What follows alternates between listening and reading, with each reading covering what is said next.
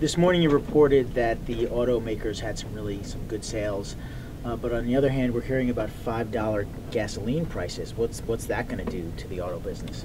Well, Ford sales were up 14% for February from a year ago. GM's were only up about 1%. They had a good February last year. That's why Chrysler's were up huge, 40%. It's interesting to note that in these reports they've said that they're already starting to see some consumer shift towards more fuel-efficient vehicles. We always see this when gas prices go up. People love the big pickup trucks when gas is cheap, and then gas starts to go up and people in the showroom start to buy the more fuel-efficient cars.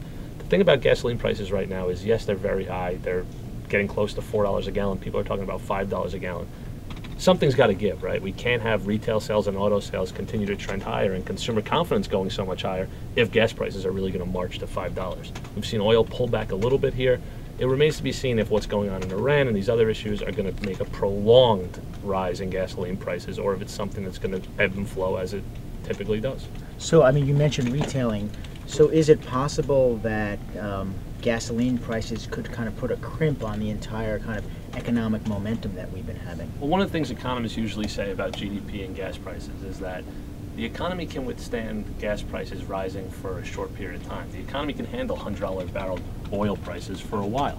Not forever, but if oil prices, they're right now around $107, $108 a barrel, that's down from where they were at recently, but not much. If they stay high for months, a whole year, then yeah, we're going to see some pullback in GDP. We're going to see economic growth slow.